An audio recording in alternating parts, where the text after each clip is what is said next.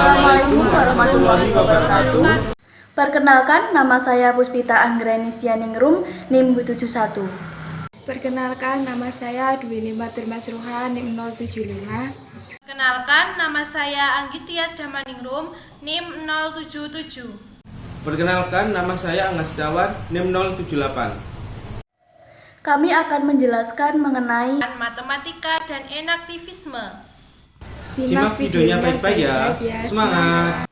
Hal-hal yang akan dibahas dalam video nanti adalah tentang sejarah dari enaktivisme, pengertian dari enaktivisme, tokoh-tokoh yang menjelaskan enaktivisme, prinsip-prinsip dari enaktivisme, pandangan matematika pada enaktivisme, dan implikasi pada enaktivisme. sejarah munculnya enaktivisme. Yang pertama terdapat publikasi dari karya The Embodied Mind oleh Varela, Thomson, dan Roach tahun 1991. Enaktivisme telah menjadi semakin populer sebagai teori pembelajaran di antara peneliti pendidikan matematika.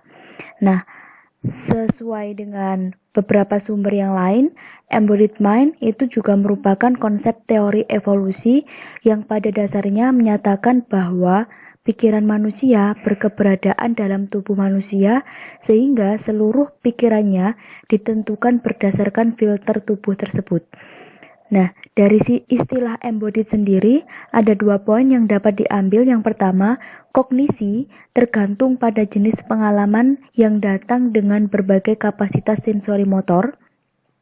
Dan yang kedua, bahwa kapasitas sensori motor individu ini tertanam menyeluruh dan dalam konteks biologi, psikologi, dan budaya.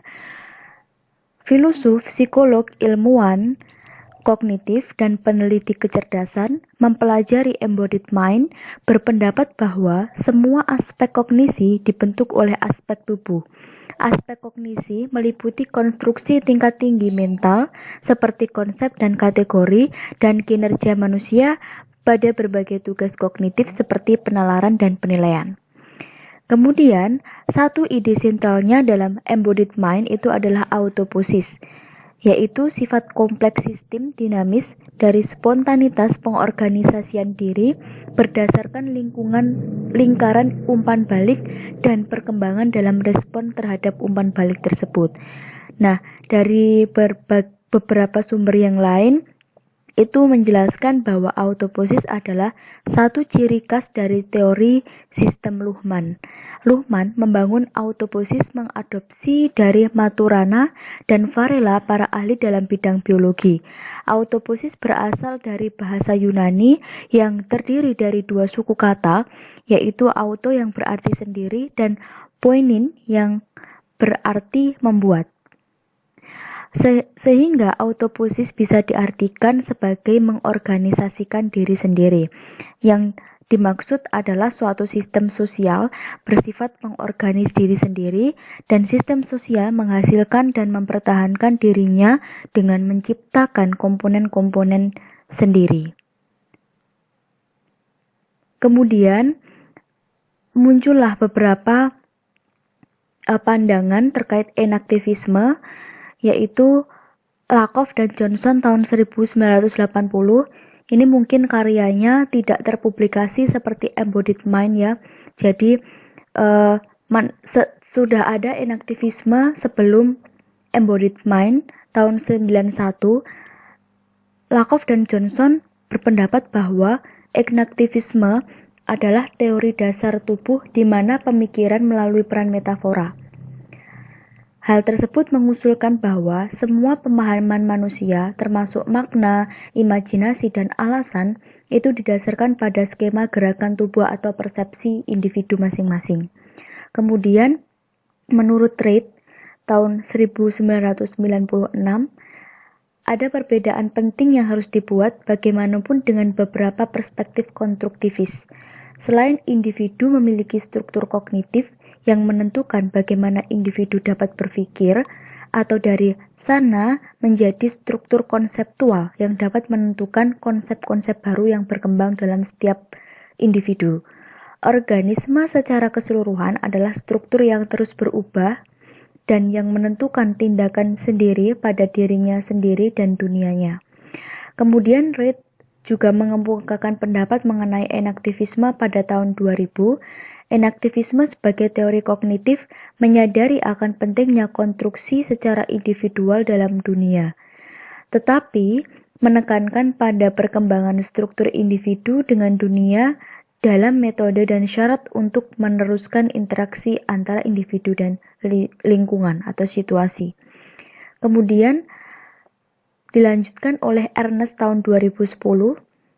Ia melihat enaktivisme tidak begitu berbeda dengan epistemologi Piaget, teori belajar, dan konstruktivisme radikal.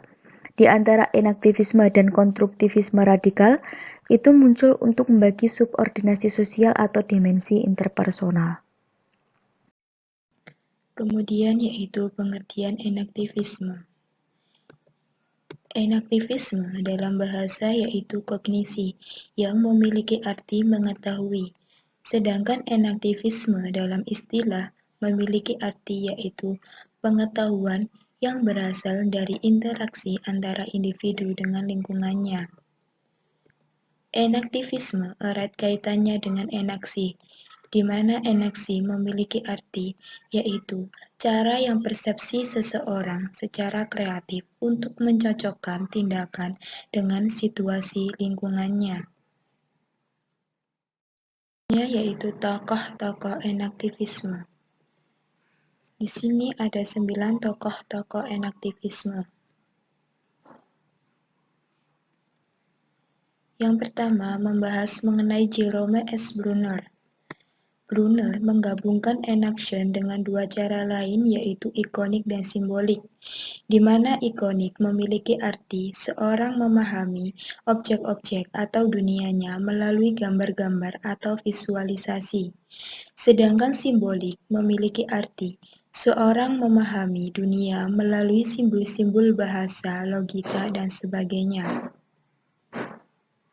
Kemudian tokoh yang kedua yaitu Francisco Varela dan Eleanor Roose, di mana Francisco ini menyatakan bahwa enaktivisme berkembang melalui perundangan sebuah dunia dan pikiran berdasarkan sejarah berbagai tindakan yang dilakukan. Kemudian yang ketiga yaitu Evan Thompson. Evan Thompson menyatakan bahwa enaktivisme menekankan pada gagasan bahwa pengalaman dunia merupakan hasil interaksi timbal balik antara kemampuan sensorik motorik organisme dan lingkungannya. Selanjutnya yaitu Vygotsky. Vygotsky menyatakan bahwa setiap situasi belajar sebagai sistem kompleks yang terdiri dari guru, pelajar, dan konteks yang semuanya membingkai dan menciptakan situasi belajar. Kemudian M.C. Gann ini menyatakan bahwa enaktivisme menengahi gabungan dari kognitif, lingkungan, dan penekanan tradisional terhadap mekanisme otak yang ditemukan dalam ilmu saraf dan psikologi. Kemudian menurut Glaserford ini mengatakan bahwa interaksi antara orang yang mengetahui dan yang dikenal cukup dapat diterima oleh seorang enaktivis, namun tidak menekankan penyelidikan terstruktur lingkungan oleh pengikut yang mengarah pada gangguan yang relatif terhadap beberapa hasil yang diharapkan, yang kemudian mengarah pada pemahaman baru. Kemudian selanjutnya yaitu tokoh Mark Rowlands ini mengatakan bahwa enaction adalah gagasan bahwa organisme menciptakan pengalaman mereka sendiri melalui tindakan mereka. Kemudian Daniel Hutto mengatakan bahwa cara kita yang paling mendasar untuk terlibat dengan dunia dan orang lain merupakan bentuk dasar persepsi dan pengalaman.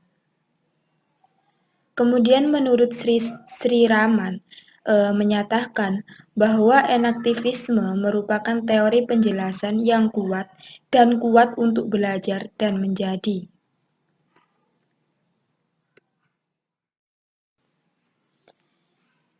Demikian merupakan 9 tokoh dalam enaktivisme. Jika saya mengalami kesalahan dalam membaca nama-nama tokoh, saya minta maaf. Selanjutnya yaitu mengenai prinsip-prinsip dalam enaktivisme. Prinsip dalam enaktivisme ada 3.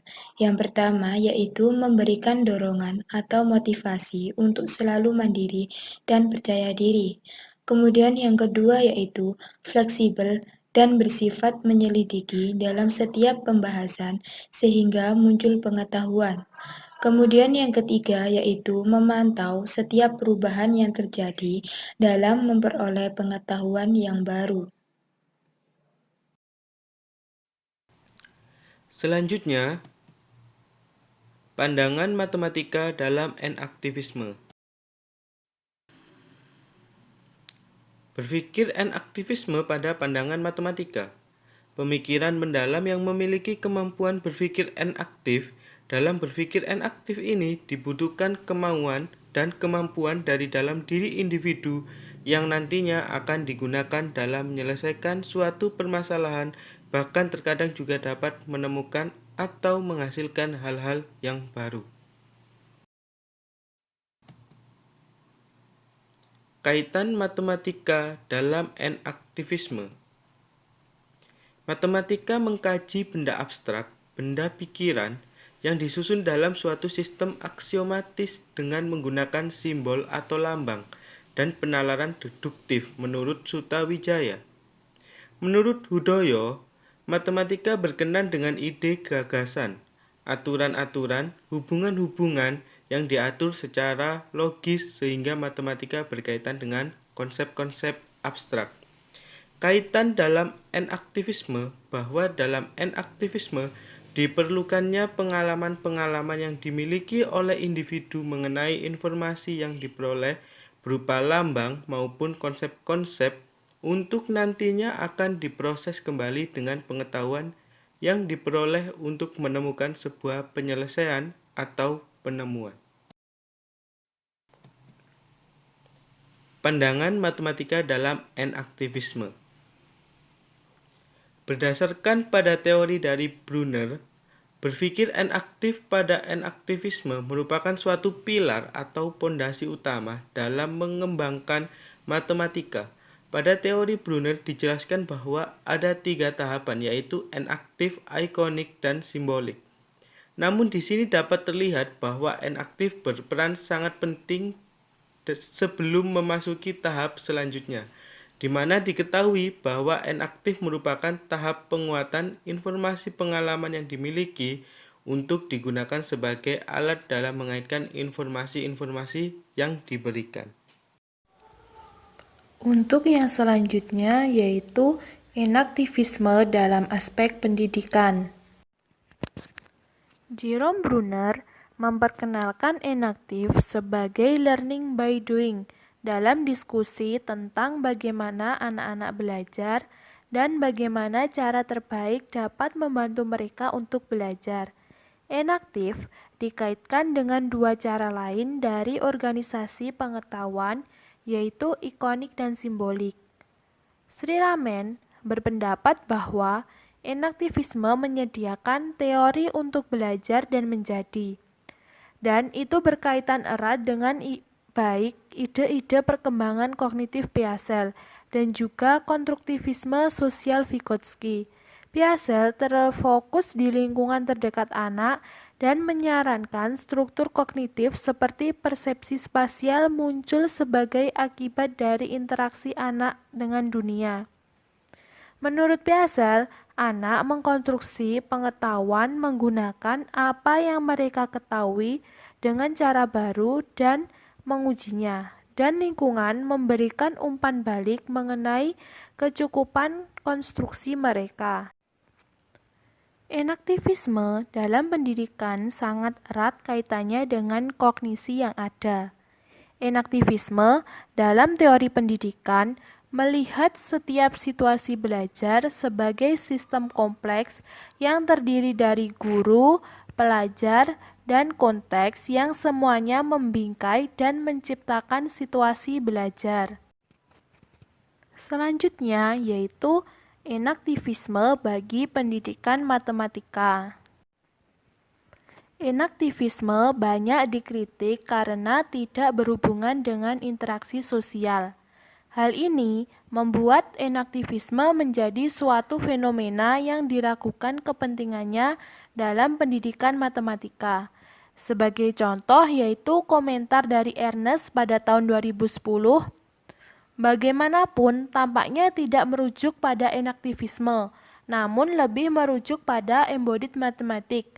Klaim bahwa bahasa dan peran orang lain tidak penting bagi enaktivisme jelas salah. Bahkan, justru pendidik matematika yang pertama menggunakan konsep-konsep dari enaktivisme dan konstruktivis radikal dan dihubungkan dengan hal yang merujuk pada fenomena sosial. Hal ini tampaknya telah dilupakan.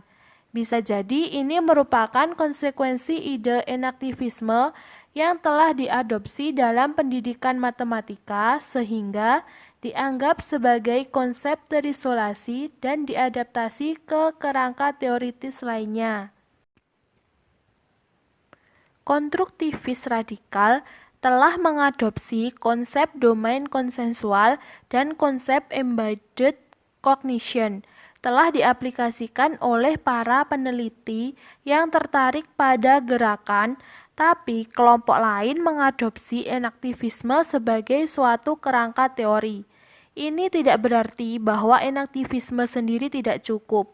Namun, cara yang telah digunakan oleh konstruktivis radikal dan peneliti embedded matematiklah tidak cukup. Enaktivisme dalam pendidikan matematika. Dalam pendidikan matematika, kritik dari enaktivisme dan teoritis kerangka secara umum lebih sering membahas tentang cara mengatasi fenomena yang menarik untuk pendidik matematika daripada konsistensi internal. Lalu, apakah enaktivisme diperlukan dalam pendidikan matematika? Awalnya, penting untuk mempertimbangkan sifat teori dalam matematika pendidikan dari dua perspektif. Teori-teori dalam pendidikan matematika adalah contoh dari apa yang Bernstein sebut yaitu horizontal struktur pengetahuan, dan keduanya terjadi sebagai teori besar dan teori-teori lokal. Ini menetapkan konteks untuk penerimaan enaktivisme sebagai teori dan batas-batasnya ketika diterapkan untuk pendidikan matematika. Sekian hasil diskusi yang dapat kami sampaikan. Terima kasih. Wassalamualaikum warahmatullahi wabarakatuh.